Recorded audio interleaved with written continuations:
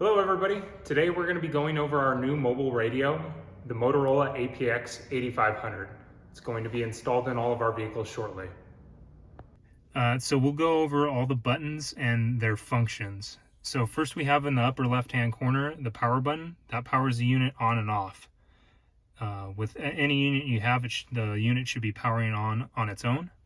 Next button we have here is the brightness of the screen, so you can adjust the brightness of the screen to your liking. The next buttons that we're going to look at are the buttons on the bottom here. As with the portable radio, the buttons are scrollable, or the menu is scrollable, so if you scroll to the right you'll have different menu functions.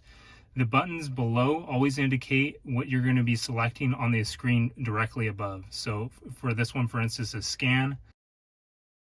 This one's your scan list, your direct, your monitor, your squelch, your field programming button, and Wi-Fi button. Next you have the volume knob and channel selection knob. This knob serves two purposes. One, to control your volume level, as you can see there. In order for it to control your channel selection, you have to hit the button once. It will be blinking green, indicating that you will be able to change the channels. That button will time out after a minute or two, and you can also select it off to go back to your volume. This is your four-way trackpad. The trackpad serves multiple functions. One, if you use the up and down arrows, you can scroll through zones with the trackpad, down through zones, and left and right allows you to scroll through your scrollable menu here. Next, we have the home button. When you hit your home button, it'll allow you to exit any menu that you happen to be in, such as your scan list. Or if you hold the home button down, it'll take you to your home channel, which is always Command 31 digital. Next, you have your computer button here, which has no functionality, isn't programmed, so you don't have to worry about that. And then you have your number trackpad here, which will aid you in field programming and is not utilized for anything other than that. Last button is your firefighter down button, which isn't your firefighter down button on the mobiles. It's actually programmed to your GPS coordinates, so you give it one click and it shows you your GPS coordinates.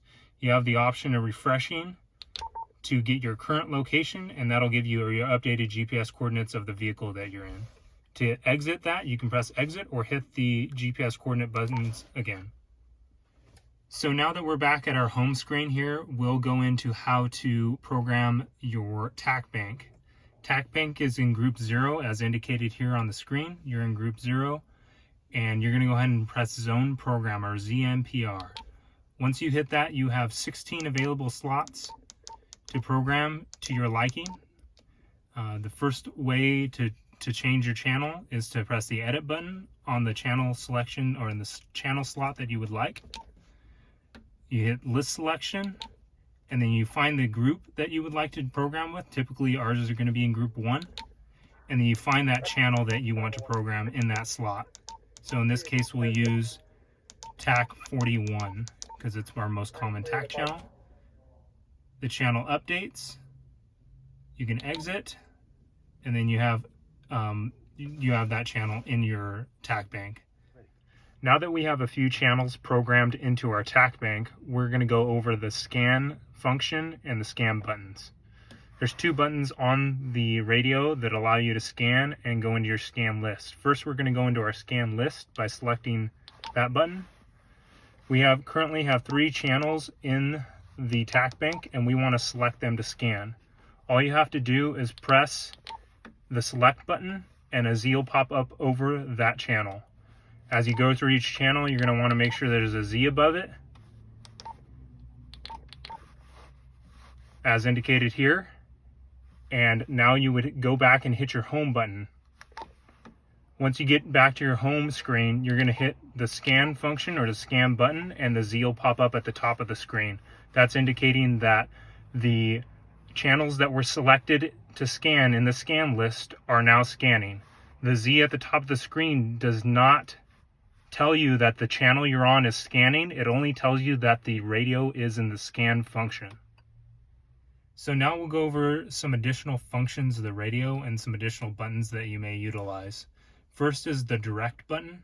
The direct button allows you to put the mobile radio into talk around mode or car to car mode. If you hit that, 2 lines with a right arrow show up indicating that it's in talk around mode or direct channel mode, and only units in your adjacent area will receive traffic. It will not hit any repeater. Next, we have the monitor mode. The monitor mode, if you select it, brings up a speaker in the upper left-hand corner, and that takes the PL protection off of whatever channel you're on and allows all traffic, including static, to come in on the radio if you're in an area of poor signal. Next, we have the squelch button, which is preset to 7, and there's no reason to really change that setting. Next, we have the field programming button. If you select that, you're going to go ahead and type in the code 5500, press OK. That gets you into the field programming mode, allowing you to select group 33, which is the field programming bank that we utilize. You'll press select, and then gives you the 16 available channels to field program within that bank.